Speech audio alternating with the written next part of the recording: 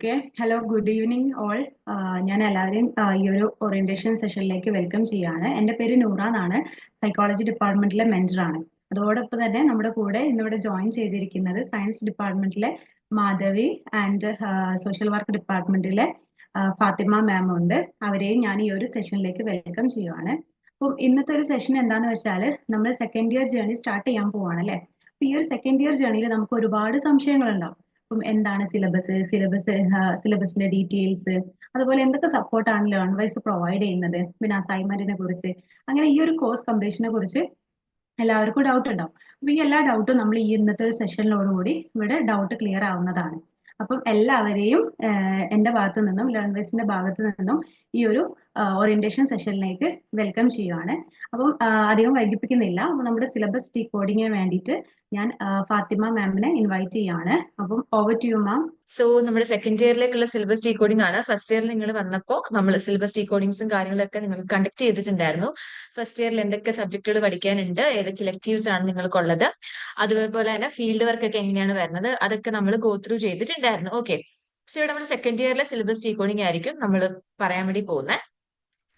So ഇവിടെ നമ്മൾ syllabus decode ചെയ്യുന്നുണ്ട്. അതിനോടൊപ്പം തന്നെ ലേൺ വൈസിൽ നിന്നും നിങ്ങൾക്ക് എങ്ങനെയുള്ള സപ്പോർട്ട്, ഏതൊക്കെ തരം കോണ്ടന്റ് ഫീച്ചേഴ്സ് ആണ് നമ്മൾ പ്രൊവൈഡ് ചെയ്ത് തരുന്നത് എന്നുള്ളത് നമ്മൾ ഗോ ത്രൂ ചെയ്യുന്നുണ്ട്. സോ നമുക്ക് സിലബസ് ഡീകോഡിങ്ങിലേക്ക് നോക്കാം. സോ സിലബസ് മാപ്പിംഗ് ഇവിടെ ജസ്റ്റ് ഓവറോൾ എന്തൊക്കെയാണ് നിങ്ങൾക്ക് പഠിക്കാനുള്ളത്, നമ്മൾ എന്തൊക്കെ പ്രൊവൈഡ് ചെയ്ത് തരുന്നു എന്നൊക്കെ ഉള്ളതാണ് കൊടുത്തിരിക്കുന്നത്. സോ BFSW സെക്കൻഡ് ഇയറിലേക്ക് വരുമ്പോൾ നിങ്ങൾക്ക് നിങ്ങളുടെ മെയിൻ പേപ്പേഴ്സ് ആയിട്ടുള്ള BSW 125 social case work and social group work, അത് നമ്മൾ ഫുള്ളി അവൈലബിൾ ആയിരിക്കും നമ്മുടെ ആപ്പിൽ. അതായത് നിങ്ങൾക്ക് വേണ്ടിയിട്ടുള്ള പ്രീ റെക്കോർഡ് ആയിട്ടുള്ള വീഡിയോ ക്ലാസ്സ് തൊട്ട് ലൈവ് സെഷൻസും അസൈൻമെന്റ് സപ്പോർട്ട്സും കാര്യങ്ങളും എല്ലാം നമ്മൾ അവൈലബിൾ ആക്കി തരുന്നതാണ്. ആൻഡ് അതിന്റെ ക്രെഡിറ്റ് എന്ന് പറയുമ്പോൾ മെയിൻ പേപ്പർ ആയതുകൊണ്ട് തന്നെ 6 ആയിരിക്കും ക്രെഡിറ്റ് വരുന്നത്. ആൻഡ് നെക്സ്റ്റ് എന്ന് പറയുമ്പോൾ BSWL 106 സോഷ്യൽ വർക്ക് പ്രാക്ടിക്കം ആണ്. സോ 106ലേക്ക് വരുമ്പോൾ നിങ്ങൾക്ക് ഓറിയന്റേഷൻ മീറ്റിംഗ് വരുന്നത് 5 ആണ്. 5 ഓറിയന്റേഷൻ മീറ്റിംഗ് കാണും. അതിനോടൊപ്പം തന്നെ നിങ്ങൾക്ക് കൺകറന്റ് ഫീൽഡ് വർക്ക് സ്റ്റാർട്ട് ചെയ്യുന്നുണ്ട്. 15 ഡേയ്സ് ഓഫ് കൺകറന്റ് ഫീൽഡ് വർക്കും അതേപോലെ തന്നെ ഇൻഡിവിജ്വൽ കോൺഫറൻസ് 5 ആയിരിക്കും സോഷ്യൽ വർക്ക് പ്രാക്ടിക്കത്തിൽ വരുന്നത്. ദെൻ BSW അത് എന്ന് പറയുമ്പോൾ ക്രെഡിറ്റ് 10 ആയിരിക്കും. നിങ്ങൾക്ക് പ്രാക്ടിക്കൽസ് എല്ലാം 10 ക്രെഡിറ്റ് ആണ്. അടുത്തത് മെയിൻ പേപ്പർ ആയിട്ടുള്ള BSWL 104 ആണ്. Human growth, behaviour and counselling fully available ആണ്. നേരത്തെ പറഞ്ഞതുപോലെ എല്ലാ തരത്തിലുള്ള സപ്പോർട്ടുകളും പ്രൊവൈഡ് ചെയ്യുന്നുണ്ട്. ആൻഡ് അതിന്റെ ക്രെഡിറ്റ് 6 ആണ്. Next BSWL 107 social work practicum. So നിങ്ങൾക്ക് സെക്കൻഡ് ഇയറിലേക്ക് വരുമ്പോൾ 2 പ്രാക്ടിക്കൽസ് ആണുള്ളത്. BSWL 106 പോലെ തന്നെയാണ് BSWL 107 എന്ന് പറയുന്നത്. Okay, total 25 days of field work ആയിരിക്കും നിങ്ങൾക്ക് വരുന്നത്. എഗെയിൻ 10 ആയിരിക്കും ക്രെഡിറ്റ് പോയിന്റ്സ്.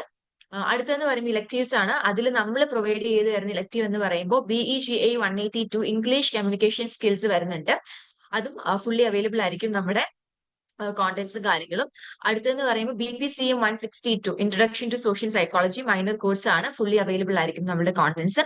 4 ആയിരിക്കും ക്രെഡിറ്റ് വരുന്നത്. ഓക്കെ, ഇനി നമുക്ക് ഓരോരോ സബ്ജക്റ്റിലും എന്തൊക്കെയാണെന്നുള്ളത് നോക്കാം. So BSW 125 social case work and social group work എടുത്താൽ അതിലെ ഫസ്റ്റ് ബ്ലോക്കിൽ സോഷ്യൽ കേസ് വർക്ക് എന്ന് പറയുന്ന നമ്മുടെ സോഷ്യൽ വർക്കിന്റെ തന്നെ one of the primary methods ആണ്. അപ്പൊ അതിലെ സോഷ്യൽ കേസ് വർക്ക് എന്ന് പറയുന്ന മെത്തേഡിന്റെ ബേസിക്സ് ആണ് നമ്മൾ ഗോ ത്രൂ ചെയ്യുന്നത്. എങ്ങനെയാണ് സോഷ്യൽ കേസ് വർക്കിന്റെ ഹിസ്റ്റോറിക്കൽ ഡെവലപ്മെന്റും കാര്യങ്ങളും എന്നുള്ളത് യൂണിറ്റ് 1 ഗോ ത്രൂ ചെയ്യുന്നുണ്ട്. യൂണിറ്റ് 2 നമ്മൾ വന്നാൽ basics of social case work ആണ്. സോഷ്യൽ കേസ് വർക്കിന്റെ ബേസിക്സ് എന്തൊക്കെയാണ്. ഇനി യൂണിറ്റ് 3 എന്ന് പറയുമ്പോൾ ഇതെങ്ങനെയാണ് പ്രാക്ടിക്കലി നമ്മൾ ചെയ്യുന്നത്. ഓക്കെ, പ്രാക്ടിക്കലി നമ്മൾ ഇത് എങ്ങനെയാണ് ചെയ്യുന്നത് എന്നുള്ളതാണ് നമ്മൾ ആ ഒരു പ്രാക്ടീസ് എങ്ങനെ വരുന്നു എന്നുള്ളത് യൂണിറ്റ് 3 നമ്മൾ നോക്കുന്നുണ്ട്.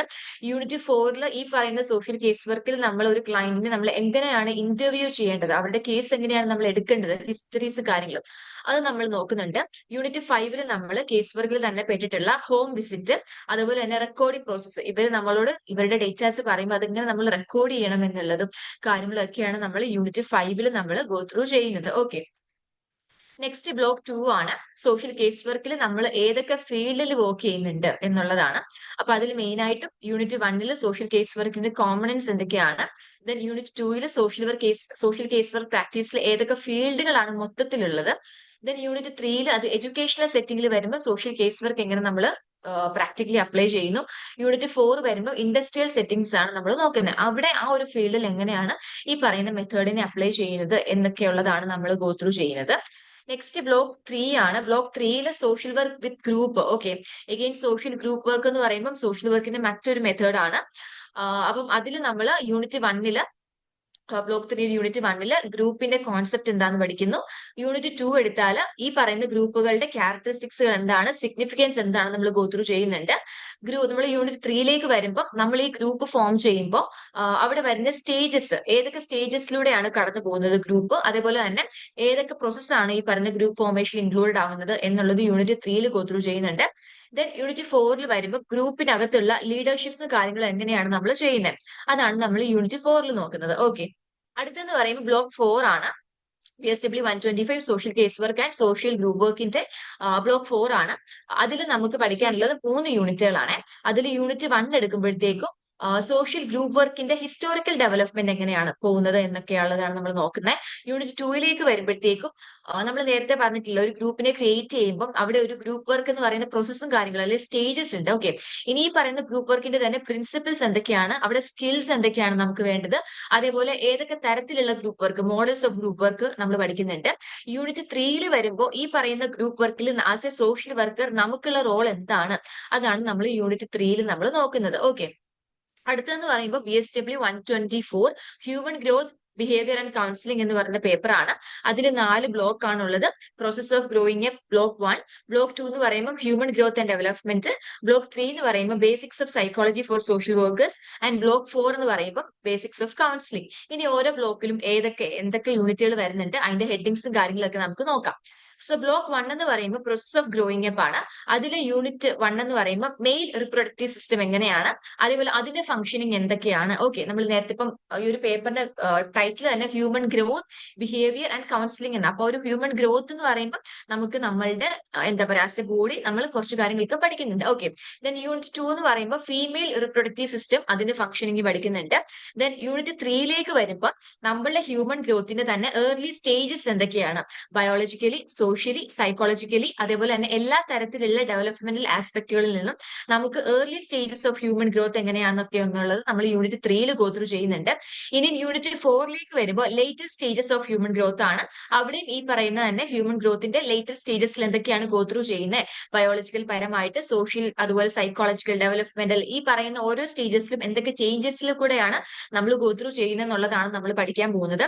ഇനി യൂണിറ്റ് 5 വരുമ്പോൾ യൂത്ത് ആൻഡ് ദെയർ കൺസേൺസ്, അതിനെ കുറിച്ചാണ് നമ്മൾ പഠിക്കുന്നത്. ദെൻ ബ്ലോക്ക് 2 എന്ന് പറയുമ്പോൾ ഹ്യൂമൻ ഗ്രോത്ത് ആൻഡ് ഡെവലപ്മെന്റ് ആണ്. അവിടെ യൂണിറ്റ് 1 എടുത്താൽ പേഴ്സണാലിറ്റി ഡെവലപ്മെന്റിനെ കുറിച്ച് പഠിക്കുന്നുണ്ട്. As a social worker personality ഡെവലപ്മെന്റിനെ കുറിച്ച് പഠിക്കുക എന്നുള്ളത് ഇമ്പോർട്ടന്റ് ആണ്. കാരണം നമ്മുടെ മുന്നിൽ പല പല ക്ലയൻസ് വരുന്നുണ്ട് അല്ലെ. അപ്പൊ അവരുടെയൊക്കെ പേഴ്സണാലിറ്റി എന്താണ്, അവരുടെ പേഴ്സണാലിറ്റിനെ അഫക്ട് ചെയ്യുന്ന ഫാക്ടേഴ്സ് എന്തൊക്കെയാണ്, ഇതൊക്കെ പഠിച്ചാലേ നമുക്ക് ഓരോരുത്തരെയും ഡിഫറെന്റ് ആയിട്ട് കണ്ട് അവർക്ക് വേണ്ടിയിട്ടുള്ള സൊല്യൂഷൻസ് നമുക്ക് കൊടുക്കാൻ വേണ്ടി പറ്റും. സോ പേഴ്സണാലിറ്റി ഡെവലപ്മെന്റ് ഇമ്പോർട്ടന്റ് ആണ്. യൂണിറ്റ് 2 എന്ന് പറയുമ്പോഴത്തേക്കും നമ്മുടെ പേഴ്സണാലിറ്റിനെ ഡിറ്റർമിൻ ചെയ്യുന്ന ഫാക്ടേഴ്സ് എന്തൊക്കെയാണ്, ഓക്കെ, അതിൽ നമ്മുടെ ഹെറിഡിറ്റിക്കും എൻവയോൺമെന്റിനുമുള്ള റോൾ എന്താണെന്നുള്ളത് യൂണിറ്റ് 2 ഗോ ത്രൂ ചെയ്യുന്നുണ്ട്. യൂണിറ്റ് 3 വരുമ്പോൾ different stages of human development ആണ് നമ്മൾ പഠിക്കുന്നത്. യൂണിറ്റ് 4 വരുമ്പോൾ പേഴ്സണാലിറ്റിക്കുള്ള പല പല തിയറീസ്, ഓക്കെ, പല പല തിയറി അനുസരിച്ചും ഓരോരോ പേഴ്സണാലിറ്റീസിനെ ഡിവൈഡ് ചെയ്യുന്നുണ്ട്. അപ്പൊ അത് പഠിക്കുന്നുണ്ട്. ഇനി യൂണിറ്റ് 5 വരുമ്പോൾ സൈക്കോസെക്ഷൽ ഡെവലപ്മെന്റ്, ഫ്രൂഡിയൻ കോൺസെപ്റ്റ് ആണ്. സിഗ്മണ്ട് ഫ്രൂഡിന്റെ ഒരു ഇതിൽ നമ്മൾ പലതരത്തിലുള്ള ഡെവലപ്മെന്റ്, ഒരു ആള് ജനിച്ച് വളർന്ന് വരുന്നപ്പോ പല സ്റ്റേജസിൽ കൂടെ ഗോ ത്രൂ ചെയ്യുന്നുണ്ട്. ഓക്കെ, അപ്പൊ അങ്ങനെയുള്ള പല ഡെവലപ്മെന്റൽ സ്റ്റേജസ് ആണ് നമ്മൾ യൂണിറ്റ് 5 നമ്മൾ ഗോ ത്രൂ ചെയ്യുന്നത്. ഇനി ബ്ലോക്ക് 3 എടുത്താൽ basics of psychology for social workers ആണ്. ആസ് എ സോഷ്യൽ വർക്കർ നമുക്ക് കുറച്ച് സൈക്കോളജീസും കാര്യങ്ങളൊക്കെ അറിയണം. എന്നാൽ നമുക്കൊരു ക്ലയന്റ് വന്നാൽ ആളെ നമുക്ക് കൗൺസിൽ ചെയ്യണം എന്നുണ്ടെങ്കിൽ ഒക്കെയാണ് എന്ത് വേണം, നമുക്ക് സൈക്കോളജിക്കൽ പരമായിട്ട് കുറെ ബേസിക്സും കാര്യങ്ങളൊക്കെ നമ്മൾ അറിഞ്ഞിരിക്കണം. സോ അവിടെ ബ്ലോക്ക് 3 യൂണിറ്റ് 1 വന്നാൽ എന്തുകൊണ്ട് ഈ പറയുന്ന സോഷ്യൽ വർക്കിൽ സൈക്കോളജി പഠിക്കണം, അതിന്റെ റെലവൻസ് എന്താണെന്നുള്ളത് പഠിക്കുന്നുണ്ട്. പിന്നെ യൂണിറ്റ് 2 ബേസിക് ആയിട്ടുള്ള മനുഷ്യന്റെ നമ്മുടെ ഹ്യൂമൻ ബിഹേവിയറിലുള്ള കുറച്ച് ബേസിക് ആയിട്ടുള്ള സൈക്കോളജിക്കൽ കോൺസെപ്റ്റ്സ് പഠിക്കുന്നുണ്ട്. യൂണിറ്റ് 3 ഡിഫൻസ് മെക്കാനിസംസ്, നമുക്ക് എന്തെങ്കിലും സ്ട്രെസ്സോ ആൻസൈറ്റീസ് ഒക്കെ വരുമ്പോൾ നമ്മൾ കോപ്പപ്പ് ചെയ്യാൻ വേണ്ടി യൂസ് ചെയ്യുന്ന ഡിഫൻസ് മെക്കാനിസംസ് എന്ന് പറയുന്നത്. അപ്പൊ അങ്ങനെ നമ്മൾ ഡിഫൻസ് മെക്കാനിസംസ് പഠിക്കുന്നുണ്ട്. യൂണിറ്റ് 4 വന്നാൽ നോർമാലിറ്റി എന്താണ്, അബ്നോർമാലിറ്റി എന്താണ്, അത് പഠിക്കുന്നുണ്ട്. ദെൻ യൂണിറ്റ് 5 വരുമ്പോൾ സോഷ്യൽ സൈക്കോളജി എന്താണ്, ആ ഒരു കോൺസെപ്റ്റ് എന്താണ്, അതിന്റെ ബേസിക് ആയിട്ടുള്ള കാര്യങ്ങളാണ് നമ്മൾ യൂണിറ്റ് 5 ഗോ ത്രൂ ചെയ്യുന്നത്. ഇനി ബ്ലോക്ക് 4 ബേസിക്സ് ഓഫ് കൗൺസിലിംഗ് ആണ്. സോ ബേസിക്സ് ഓഫ് കൗൺസിലിംഗ് എന്ന് പറയുമ്പോൾ കൗൺസിലിംഗിന്റെ ഒരു introduction part unit 1 go through ചെയ്യുന്നുണ്ട്. ഇനിയും ആസ് എ കൗൺസിലിംഗ് നമ്മൾ ഏതൊക്കെ പ്രോസസ്സിലൂടെ നമ്മൾ ഗോ ത്രൂ ചെയ്യുന്നുണ്ട്. ഓക്കെ, അത് യൂണിറ്റ് 2 വരുന്നുണ്ട്. ഇനി യൂണിറ്റ് 3 എന്ന് പറയുമ്പോഴത്തേക്കും കൗൺസിലിംഗിൽ നമ്മൾ യൂസ് ചെയ്യുന്ന പല പല ടെക്നിക്സുകൾ ഉണ്ട്. അതിൽ സപ്പോർട്ടീവ് ടെക്നിക്സ് എന്താണ്, ബിഹേവിയറൽ ടെക്നിക്സ് എന്താണ്, അത് യൂണിറ്റ് 3 പഠിക്കുന്നു. ഇനി യൂണിറ്റ് 4 വരുമ്പോൾ cognitive and psycho analytic techniques, അതാണ് നമ്മൾ യൂണിറ്റ് 4 പഠിക്കുന്നത്.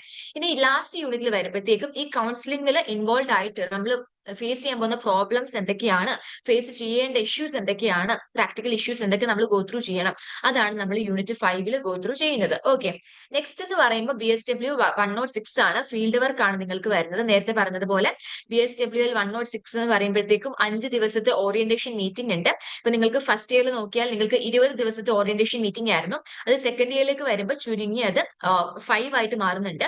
ഇനി ഫസ്റ്റ് ഇയറിൽ നിങ്ങൾക്ക് ഫീൽഡ് വർക്ക് ആയിട്ട് ഒന്നും തന്നെ ഇല്ലായിരുന്നു അല്ലെ, ഒരു പെർട്ടിക്കുലർ സ്ഥാപനത്തിൽ പോയിട്ട് ഇത്ര ഡേയ്സ് ഓഫ് ഫീൽഡ് വർക്ക് അവിടെ തന്നെ ചെയ്യണം എന്നില്ലായിരുന്നു. ബട്ട് ഈ പറഞ്ഞ സെക്കൻഡ് ഇയർ തൊട്ട് നിങ്ങൾക്ക് അത് പ്രോപ്പർലി സ്റ്റാർട്ട് ചെയ്യാണ്. അപ്പൊ 15 days of field work, concurrent field work നിങ്ങൾക്ക് വരുന്നുണ്ട്. ഏതെങ്കിലും ഒരു പെർട്ടിക്കുലർ ഏജൻസി ചൂസ് ചെയ്തിട്ട് അവിടെ 15 ഡേയ്സ് നിങ്ങൾ എന്ത് ചെയ്യുക, ഫീൽഡ് വർക്ക് എഴുതുക, ഫീൽഡ് വർക്ക് അറ്റൻഡ് ചെയ്യുക, റിപ്പോർട്ടും കാര്യങ്ങളൊക്കെ എഴുതുക. അവിടെ നിങ്ങൾ പോയതിന്റെ തെളിവായിട്ട് നിങ്ങൾ എന്ത് ചെയ്യുക, എക്സ്പീരിയൻസ് സർട്ടിഫിക്കറ്റ്സും കാര്യങ്ങളും ഒക്കെ, നിങ്ങൾ ഇന്റേൺഷിപ്പിന്റെ സർട്ടിഫിക്കറ്റ്സും കാര്യങ്ങളൊക്കെ നിങ്ങൾ കളക്ട് ചെയ്യണം. ഓക്കെ, അതിന്റെ ഒരു കോപ്പിയും കൂടെ നിങ്ങൾ നിങ്ങളുടെ കയ്യിൽ എടുത്ത് വെക്കണം. പിന്നെ ഫസ്റ്റ് ഇയറിൽ ഉള്ളതുപോലെ തന്നെ ഇൻഡിവിജ്വൽ കോൺഫറൻസും ഇവിടെ വരുന്നുണ്ട്. ഓക്കെ, സോ അതാണ് BSWL 106 എന്ന് പറയുന്നത്. നിങ്ങൾക്ക് ഇതിനോടൊപ്പം തന്നെ ഇഗ്നോ എന്ത് അയച്ചു തരുന്നുണ്ട്, ഫീൽഡ് വർക്ക് ജേർണൽ നിങ്ങൾക്ക് അയച്ചു തരും. നിങ്ങൾക്ക് അറിയാം ഫസ്റ്റ് ഇയറിൽ നിങ്ങൾക്ക് കയ്യിൽ കിട്ടിയതാണ്, അതുപോലെ തന്നെ സെയിം സാധനം നിങ്ങൾക്ക് കിട്ടുന്നുണ്ട്. അപ്പൊ അതിലാണ് നിങ്ങൾക്ക് റിപ്പോർട്ട് റൈറ്റിംഗ്സും കാര്യങ്ങളൊക്കെ വരുന്നത്. BSWL 107 സെയിം ആസ് ഓഫ് എന്താ പറയാ BSWL 106 ആണ്, അതിന്റെ സെയിം തന്നെയാണ്. ആ ഒരു കോഡ് മാത്രമേ, പേപ്പറിന്റെ കോഡ് മാത്രമേ വ്യത്യാസം വരുന്നുള്ളൂ. ഓക്കെ, അടുത്തെന്ന് പറയുമ്പോൾ ഇലക്റ്റീവ് ആണ്. ഇലക്റ്റീവിൽ BECA 182 ഇംഗ്ലീഷ് കമ്മ്യൂണിക്കേഷൻ സ്കിൽസ് ആയിരിക്കും നമ്മൾ പ്രൊവൈഡ് ചെയ്യുന്നത്. സോ അതിന്റെ ഫുൾ സപ്പോർട്ട് നമ്മൾ തരുന്നതായിരിക്കും ആപ്പിലൂടെ ആണെന്നുണ്ടെങ്കിൽ. അപ്പൊ അതിൽ ബ്ലോക്ക് 1 നമുക്ക് നോക്കിയാൽ അണ്ടർസ്റ്റാൻഡിംഗ് കമ്മ്യൂണിക്കേഷൻ ആണ്. അതിൽ unit 1 process of communication, unit 2 the globalisation of communication a global village, unit 3 verbal and non verbal communications. ഇത്രയായിരിക്കും പഠിക്കാനുള്ളത്. ബ്ലോക്ക് 2 വന്നാൽ listening and speaking in informal and formal context ആണ്. ബ്ലോക്ക് 1 എടുത്താൽ അവിടെ 4 യൂണിറ്റുകൾ ഉണ്ട്. യൂണിറ്റ് 1 എന്ന് പറയുമ്പോൾ informal interpersonal functions, unit 2 making enquiries asking questions, unit 3 group discussions and meetings, and unit 4 വന്നാൽ പ്രസന്റേഷൻ സ്കിൽസ് ആണ്. എസെൻഷ്യൽ ഓഫ് പ്രസന്റേഷൻ സ്കിൽസ് ആയിരിക്കും പഠിക്കേണ്ടത്. ഓക്കെ, സോ ഇതെല്ലാം ഇംഗ്ലീഷ് റിലേറ്റഡ് ആയിട്ടുള്ള എന്താ പറയാ ടേംസും കാര്യങ്ങളും അതിനെക്കുറിച്ച് നിങ്ങൾ ഡീറ്റെയിൽ ആയിട്ട് പഠിക്കുന്നതാണ്. ഓക്കെ, ഇപ്പം ഇൻഫോർമൽ ആയിട്ടുള്ള ഇന്റർപേഴ്സണൽ ഫംഗ്ഷൻസ് എന്താണ്, അല്ലെങ്കിൽ നമ്മൾ എൻക്വയറീസ് നടത്തുമ്പോൾ ക്വസ്റ്റ്യൻസ് ചോദിക്കുമ്പോൾ അവിടെ നമ്മൾ ഫോളോ ചെയ്യേണ്ട കാര്യങ്ങൾ എങ്ങനെയാണ്, ഗ്രൂപ്പ് ഡിസ്കഷൻസും മീറ്റിംഗ്സും, അപ്പൊ അതിനെക്കുറിച്ചൊക്കെ ആ ടൈറ്റിലിനെ കുറിച്ച് ഡീറ്റെയിൽ ആയിട്ടായിരിക്കും നിങ്ങൾ ഓരോ യൂണിറ്റിലൂടെ നമ്മൾ ഗോ ത്രൂ ചെയ്യുന്നത്. ഓക്കെ, നെക്സ്റ്റ് എന്ന് പറയുമ്പോൾ ബ്ലോക്ക് 3 ആണ്, റീഡിംഗ് ആൻഡ് റൈറ്റിംഗ് സ്കിൽസ് ആണ്. അപ്പൊ അതിൽ റീഡിംഗ് ആൻഡ് റൈറ്റിംഗ് സ്കിൽസ് ഓരോരോ സ്കിൽസിനെ കുറിച്ചും ഡീറ്റെയിൽ ആയിട്ട് പഠിക്കുന്നുണ്ട്. Unit 1 reading skill, unit 2 vocabulary എങ്ങനെ ഡെവലപ്പ് ചെയ്യാം, ദെൻ യൂണിറ്റ് 3 റൈറ്റിംഗ് സ്കില്ലിന്റെ ബേസിക് ഗൈഡ്ലൈൻസ്, യൂണിറ്റ് 4 വരുമ്പോൾ ഫോർമൽ ലെറ്റേഴ്സ് എങ്ങനെ ഫോം ചെയ്യാം, അതിന്റെ ലാംഗ്വേജസും കാര്യങ്ങളൊക്കെ എങ്ങനെയാണ് ഒക്കെ എന്നുള്ളത് നമ്മൾ പഠിക്കുന്നുണ്ട്. ഓക്കെ, സോ 3 ബ്ലോക്സ് ആണ് ഇംഗ്ലീഷ് കമ്മ്യൂണിക്കേഷൻ സ്കിൽസിന് മെയിൻ ആയിട്ട് വരുന്നത്. ഇനിയിപ്പോ നിങ്ങൾക്ക് നെക്സ്റ്റ് മൈനർ കോഴ്സിൽ നമ്മൾ പ്രൊവൈഡ് ചെയ്യുന്നത് ഇൻട്രൊഡക്ഷൻ ടു സോഷ്യൽ സൈക്കോളജി ആണ്, BPCM 162. ബട്ട് അതിന്റെ സിലബസ് ഇതുവരെ ഇഗ്നോ എന്ത് ചെയ്തിട്ടില്ല, റിലീസ് ചെയ്തിട്ടില്ല. ഓക്കെ, അതുകൊണ്ടാണ് നമ്മൾ ഇതിൽ ഇൻക്ലൂഡ് ചെയ്യാത്തത്. നെക്സ്റ്റ് എന്ന് പറയുന്നത് അസൈൻമെന്റ്സും കാര്യങ്ങളൊക്കെയാണ്. സോ ഫസ്റ്റ് ഇയർ നിങ്ങൾ അസൈൻമെന്റ്സ് എഴുതിയോണ്ട് തന്നെ അസൈൻമെന്റ്സിനെ കുറിച്ച് നിങ്ങൾക്ക് ഓൾറെഡി അറിയാം. അസൈൻമെന്റ്സ് എന്ന് വരുമ്പോഴത്തേക്കും ഷോർട്ട് കാറ്റഗറി ക്വസ്റ്റ്യൻസ് വരുന്നുണ്ട്, അതേപോലെ തന്നെ ഡിസ്ക്രിപ്റ്റീവ് കാറ്റഗറി ക്വസ്റ്റ്യൻസ് വരുന്നുണ്ട്. ഇഗ്നോ ഒരു ഡ്യൂ ഡേറ്റ് നിങ്ങൾക്ക് തരും. ആ ഡ്യൂ ഡേറ്റിന് മുന്നേ ആയിരിക്കണം നിങ്ങൾ എന്ത് ചെയ്യേണ്ടത്, നിങ്ങൾ അസൈൻമെന്റ്സും കാര്യങ്ങളും പ്രൊവൈഡ് ചെയ്യേണ്ടത്. ഇപ്പൊ നിങ്ങൾക്ക് എന്താണ് സെപ്റ്റംബറിലേക്കൊക്കെ ആയിരിക്കും നിങ്ങൾക്ക് അസൈൻമെന്റ്സ് എന്ത് ചെയ്യേണ്ടത്, സെപ്റ്റംബർ 30th അല്ലെങ്കിൽ അതിന് മുന്നേ ഒക്കെ ആയിട്ടായിരിക്കും, ഒക്ടോബറിന് മുന്നേ ഒക്കെ ആയിട്ടായിരിക്കും. ജാനുവരി ബാച്ചസിനാണെന്നുണ്ടെങ്കിൽ അസൈൻമെന്റ്സ് കാര്യങ്ങളൊക്കെ സബ്മിറ്റ് ചെയ്യേണ്ട ഡേറ്റ് എന്ന് പറയുന്നത്. ചില സെന്റേഴ്സ്, സ്റ്റഡി സെന്റേഴ്സ് ചിലപ്പോൾ ഇൻ കേസ് ചിലപ്പോൾ സബ്മിഷന്റെ ഡേറ്റ് ഒക്കെ എക്സ്റ്റെൻഡ് ചെയ്യാം, ബട്ട് അതും ഷുവർ ആയിട്ടുള്ള കാര്യമല്ല. സോ മേക്ക് ഷുവർ ദാറ്റ് നിങ്ങൾ ഈ പറയുന്ന ഡേറ്റിന് മുന്നേ അസൈൻമെന്റ്സ് കംപ്ലീറ്റ് ചെയ്യുന്നു. ബിക്കോസ് ഈ പറഞ്ഞ അസൈൻമെന്റ്സ് എഴുതിയെങ്കിൽ മാത്രമേ നിങ്ങൾക്ക് എക്സാം രജിസ്റ്റർ ചെയ്യാൻ വേണ്ടി പറ്റത്തുള്ളൂ. Okay, and assignments hand written ആയിട്ട് നിങ്ങളുടെ അലൗട്ടഡ് ആയിട്ടുള്ള ഇഗ്നോയുടെ സ്റ്റഡി സെന്ററിൽ ബിഫോർ ദ ഡ്യൂ ഡേറ്റ് നിങ്ങൾ സബ്മിറ്റ് ചെയ്യുക. ആൻഡ് ഓൾസോ നിങ്ങൾ സബ്മിറ്റ് ചെയ്യുന്ന ഈ ഒരു അസൈൻമെന്റിന്റെ ഒരു കോപ്പി നിങ്ങൾ എന്ത് ചെയ്യുക, എഴുതി വെക്കുക. അതായത് കോപ്പി എടുത്ത് നിങ്ങളുടെ കയ്യിൽ വെക്കുക. ആൻഡ് ഓൾസോ നിങ്ങൾ അവിടെ പോകുമ്പോൾ നിങ്ങൾക്ക് അക്നോളജ്മെന്റ് റെസിപ്റ്റും കാര്യങ്ങളൊക്കെ കിട്ടും. അതും നിങ്ങൾ എന്ത് ചെയ്യുക, മറക്കാതെ മേടിക്കുക. ആൻഡ് അസൈൻമെന്റ് നിങ്ങൾക്ക് മിനിമം 40% ആൻഡ് എബോവ് മാർക്കാണ് നിങ്ങൾക്ക് എന്ത് ചെയ്യേണ്ടത്, കിട്ടേണ്ടത്. ഓക്കെ, നെക്സ്റ്റ് എന്ന് പറയുന്നത് ടേമിന്റെ എക്സാമിനേഷൻ ആണ്. ഇപ്പൊ നിങ്ങൾക്ക് ടേമിന്റെ എക്സാമിനേഷൻ എന്ന് പറയുമ്പോൾ ഡിസംബറിലായിരിക്കും നിങ്ങൾക്ക് വരുന്നത്. ആൻഡ് ഇഗ്നോന്റെ ഇതിലാണെന്നുണ്ടെങ്കിൽ ടേമിന്റെ എക്സാമിനേഷൻ എവറി ജൂൺ ഡിസംബറിൽ എഴുതുന്നുണ്ട്. ഇനിയിപ്പോ നിങ്ങൾക്ക് നിങ്ങൾ പാർട്ട് കട്ടാക്കിയിട്ട് എഴുതുന്നത്, ഡിവൈഡ് ചെയ്തിട്ട് എഴുതുന്നത് എന്നുണ്ടെങ്കിൽ ഇപ്പോൾ ഡിസംബറിൽ ഒരു 2 സബ്ജക്ട് എഴുതി ബാക്കിയുള്ളത് നിങ്ങൾക്ക് വേണമെന്നുണ്ടെങ്കിൽ നെക്സ്റ്റ് ജൂണിൽ എഴുതാം. ഓക്കെ, അപ്പം എവറി ജൂണും ഡിസംബറിലായിരിക്കും നിങ്ങൾക്ക് ടേമിന്റെ എക്സാമിനേഷൻ ഓപ്പൺ ആവുന്നത്. ടേമിന്റെ എക്സാമിനേഷന് മുന്നേ ആയിട്ട് നിങ്ങൾക്ക് എക്സാം രജിസ്റ്റർ ചെയ്യണം. സോ അതിന്റെ ലിങ്ക്സും കാര്യങ്ങളൊക്കെ വരുമ്പോൾ നമ്മൾ പ്രോപ്പർ ആയിട്ട് നിങ്ങൾ എന്ത് ചെയ്യുന്നുണ്ട്, അറിയിക്കുന്നുണ്ട്. ആൻഡ് ഓൾസോ ടേമിന്റെ എക്സാമിനേഷൻ പോലെ തന്നെ പ്രാക്ടിക്കൽസും ചിലപ്പോൾ അവർ പറയും ഇന്ന തിയറിക്കുള്ളിൽ പ്രാക്ടിക്കൽസ് കംപ്ലീറ്റ് ചെയ്യണമെന്ന് പറയുമ്പോൾ നിങ്ങൾക്ക് ഇന്റേൺഷിപ്പ് ഉള്ളതും ഓറിയന്റേഷൻ ലിസ്റ്റ് ഉള്ളതും ഒക്കെ നിങ്ങൾ എന്ത് ചെയ്യുക, അറേഞ്ച് ചെയ്യാൻ വേണ്ടി നോക്കുക. അതിന് മുന്നേ തന്നെ തീർക്കാൻ വേണ്ടി നോക്കുക. ആൻഡ് ഓൾസോ ടേമിന്റെ എക്സാമിനേഷനിൽ എന്ത് ചെയ്യുക, 40% ഇൻ ഈച്ച് കോഴ്സ് നിങ്ങൾ എന്ത് ചെയ്യണം, മേടിക്കണം. ഓക്കെ, സോ ഇനി ഇപ്പൊ നിങ്ങൾ ഫൈനൽ ആയിട്ടുള്ള റിസൾട്ട് എന്ന് പറയുമ്പോഴത്തേക്കും 30% എന്ന് പറയുമ്പോൾ നിങ്ങളുടെ ടോട്ടൽ റിസൾട്ടിലെ 30% അസൈൻമെന്റിൽ നിന്നും 70% ആയിരിക്കും നിങ്ങൾക്ക് തിയറിയിൽ നിന്നും നിങ്ങൾക്ക് എന്ത് ചെയ്യുന്നത്, കിട്ടാൻ വേണ്ടിയിട്ട് പോകുന്നത്. അതാണ് നിങ്ങളുടെ ഒരു ഫൈനൽ റിസൾട്ട് എന്ന് പറയുന്നത് തിയറി കോഴ്സിന്. ഇനി പ്രാക്ടിക്കൽസ് വരുമ്പോൾ അതിന്റെ മാർക്ക് കൂടെ എന്ത് ചെയ്യുന്നത്, സെപ്പറേറ്റ് ആയിട്ട് ആഡ് ആവുന്നുണ്ട്. ഓക്കെ, സോ അത്രയും കാര്യങ്ങളാണ് നിങ്ങൾക്ക് സിലബസ് റിലേറ്റഡ് ആയിട്ട് പറയാനുള്ളത്. ഇനി ലേൺ വൈസിൽ നിന്നും നിങ്ങൾക്ക് എങ്ങനെയുള്ള സപ്പോർട്ട്സും കാര്യങ്ങളും കിട്ടുന്നുണ്ടെന്ന് നോക്കാം. നിങ്ങൾക്ക് റെക്കോർഡ് ആയിട്ടുള്ളത് ലൈവ് ക്ലാസ്സും റെക്കോർഡ് ആയിട്ടുള്ള വീഡിയോ ലെക്ചേഴ്സും ഞങ്ങൾ നിങ്ങൾക്ക് പ്രൊവൈഡ് ചെയ്ത് തരുന്നുണ്ട്. പ്രീ റെക്കോർഡഡ് ആയിട്ട് ആപ്പിലുണ്ട്. ആൻഡ് ഓൾസോ മെന്റർഷിപ്പിലുള്ള കുട്ടികൾക്ക് നമ്മൾ ലൈവ് വീഡിയോ ലെക്ചേഴ്സ് പ്രൊവൈഡ് ചെയ്യുന്നുണ്ട്. ആൻഡ് ലൈവിന്റെ റെക്കോർഡ് ക്ലാസ്സും നിങ്ങൾക്ക് ആപ്പിൽ അവൈലബിൾ ആയിരിക്കും. പിന്നെ നമ്മൾ പ്രൊവൈഡ് ചെയ്ത് തരുന്ന മറ്റൊരു ഫീച്ചറാണ് വാല്യൂ ആഡഡ് നോട്ട്. നിങ്ങൾക്ക് നിങ്ങളുടെ ടെക്സ്റ്റ് ബുക്കിലെ കാര്യങ്ങൾ തന്നെ ഷോർട്ട് ആക്കിയിട്ട് വാല്യൂ ആഡഡ് നോട്ട് VN എന്നുള്ള രീതിയിൽ PDF ആയിട്ട് ആപ്പിൽ കൊടുത്തിട്ടുണ്ട്. ആൻഡ് ഓൾസോ എക്സാം PDF പോലുള്ള എക്സാം സ്പെഷ്യൽ ഗൈഡ്സ് പോലുള്ള പ്രീവിയസ് ഇയർ ക്വസ്റ്റ്യൻസും ആൻസേഴ്സും വെച്ചിട്ടുള്ള ഗൈഡ് ബുക്സ് അവൈലബിൾ ആണ്. Then assignment questions ignore release ആക്കുന്ന സമയം കുറച്ച് കഴിഞ്ഞിട്ട് ഒരു 1 വീക്ക് കഴിഞ്ഞിട്ട് നമ്മൾ അസൈൻമെന്റ് ആൻസർ ഗൈഡ് ബുക്സും കാര്യങ്ങളൊക്കെ ആപ്പിൽ എന്ത് ചെയ്യുന്നുണ്ട്, അവൈലബിൾ ആക്കി തരുന്നുണ്ട്. ഓക്കെ, ആൻഡ് മോർ ടൂൾസ് എന്ന് പറയുമ്പോഴത്തേക്കും എക്സാമിന്റെ സമയത്ത് നമ്മൾ previous year question paper ultimate analysis എന്ന് പറയുന്ന യൂട്യൂബിൽ സീരീസും കാര്യങ്ങളും നമ്മൾ സ്റ്റാർട്ട് ചെയ്യും. സോ ദാറ്റ് നിങ്ങൾക്ക് ഏത് സബ്ജക്റ്റിന്റെ എക്സാം ആണ് വരുന്നത് അതിന്റെ ഒരു 2-3 ദിവസം മുന്നേ ആയിരിക്കും ഈ പറഞ്ഞ PYQ നമ്മൾ അപ്ലോഡ് ചെയ്യുന്നത്. സോ ദാറ്റ് നിങ്ങൾക്ക് അതിൽ കൂടെ ഗോ ത്രൂ ചെയ്താൽ നിങ്ങൾക്ക് മനസ്സിലാവും നെക്സ്റ്റ് നിങ്ങൾക്ക് എഴുതാൻ പോകുന്ന എക്സാമിന് ഏതൊക്കെ ക്വസ്റ്റ്യൻസ് ആണ് ചോദിക്കാൻ ചാൻസ് ഉള്ളത്. പിന്നെ നമ്മൾ എക്സാമിന്റെ സമയത്ത് ഇഗ്നോ മോഡൽ എക്സാംസും കാര്യങ്ങളും ഏതെങ്കിലും ഒരു സബ്ജക്ട് ചൂസ് ചെയ്തിട്ട് നമ്മൾ എക്സാംസ് കണ്ടക്ട് ചെയ്യാറുണ്ട്. ദെൻ ആ ഒരു സമയത്ത് നമുക്ക് എക്സാം ഹെൽപ്പ് ഡെസ്കും കാര്യങ്ങളും കാണും. നിങ്ങൾക്ക് എക്സാം റിലേറ്റഡ് ആയിട്ട് എന്ത് ഡൗട്ട്സ് ഉണ്ടെന്നുണ്ടെങ്കിലും നിങ്ങൾക്ക് ആ ഒരു പെർട്ടിക്കുലർ വാട്സപ്പിലൂടെ നിങ്ങൾക്ക് കണക്ട് ചെയ്താലും നിങ്ങൾക്ക് ക്വയറീസും കാര്യങ്ങളും ഒക്കെ റിസോൾവ് ചെയ്ത് കിട്ടുന്നതായിരിക്കും. ദെൻ നമ്മൾ പ്രൊവൈഡ് ചെയ്ത് തരുന്ന ഫീച്ചറാണ് EEP. നിങ്ങൾക്ക് അറിയായിരിക്കും, ഇംഗ്ലീഷ് എൻറിച്ച്മെന്റ് പ്രോഗ്രാം ആണ്. ലേണേഴ്സിന്റെ ഇംഗ്ലീഷ് ലാംഗ്വേജ് ഇംപ്രൂവ് ചെയ്യാൻ വേണ്ടിയിട്ട് ലേൺ വൈസ് പ്രൊവൈഡ് ചെയ്ത് തരുന്ന ഒരു ഇനിഷ്യേറ്റീവ് ആണ് ഇംഗ്ലീഷ് എൻറിച്ച്മെന്റ് പ്രോഗ്രാം. അതിന് 2 സൈക്കിൾ ഓൾറെഡി കഴിഞ്ഞു. ഇനി വരാൻ പോകുന്ന 3rd സൈക്കിളായിരിക്കും. നെക്സ്റ്റ് നമ്മൾ കോ കരിക്കുലർ ഇവന്റ്സ് കണ്ടക്ട് ചെയ്യുന്നുണ്ട് അല്ലെ. ഓണം ആയിക്കോട്ടെ, ക്രിസ്മസ് ആയിക്കോട്ടെ, അല്ലെങ്കിൽ എന്തെങ്കിലും സ്പെഷ്യൽ ഡേയ്സ് ആയിക്കോട്ടെ, നമ്മൾ ലേണേഴ്സിന് വേണ്ടിയിട്ട് നമ്മൾ ഓൺലൈൻ ആയിട്ടുള്ള ഇവന്റ്സും കാര്യങ്ങളൊക്കെ നമ്മൾ ഈ പറയുന്ന അക്കാഡമിക്സിനോടൊപ്പം തന്നെ കോ കരിക്കുലർ ഇവന്റ്സും നിങ്ങൾക്ക് വേണ്ടി കണ്ടക്ട് ചെയ്യുന്നുണ്ട്. And upskilling and career development initiatives നമുക്ക് ഹാപ്പിനെസ് അംബാസിഡർ പോലുള്ള അതുപോലെ കരിയർ ഡെവലപ്മെന്റ് നിങ്ങളുടെ കരിയർ ഡെവലപ്പ് ചെയ്യാൻ വേണ്ടിയിട്ടുള്ള അപ്സ്കിൽ ചെയ്യാൻ വേണ്ടിയിട്ടുള്ള ഇനിഷ്യേറ്റീവ്സ് ആണെന്നുണ്ടെങ്കിലും ലേൺ വൈസ് എന്ത് ചെയ്യുന്നുണ്ട്, പ്രൊവൈഡ് ചെയ്ത് തരുന്നുണ്ട്. ഓക്കെ, സോ എന്ത് ചെയ്യുക, ലേൺ വൈസ് ആയിട്ട് എപ്പോഴും കണക്ട് ചെയ്യുക. ഇനിയിപ്പോ സെക്കൻഡ് ഇയറിലേക്ക് അഡ്മിഷൻ എടുക്കാത്തവരാണെന്നുണ്ടെങ്കിൽ എന്ത് ചെയ്യുക, എത്രയും വേഗം നിങ്ങൾ അഡ്മിഷൻസ് എടുക്കുക. അഡ്മിഷൻസ് എല്ലാം ഓപ്പൺ ആയിട്ടുണ്ട്. സോ എത്രയും വേഗം നിങ്ങൾ എന്ത് ചെയ്യുക, അഡ്മിഷൻസും കൂടി നിങ്ങൾ കംപ്ലീറ്റ് ചെയ്യുക. ഓക്കെ, ലേൺ വൈസിന്റെ അഡ്മിഷൻ കംപ്ലീറ്റ് ചെയ്യുക. സോ അത്രേ ഉണ്ടായിരുന്നുള്ളൂ.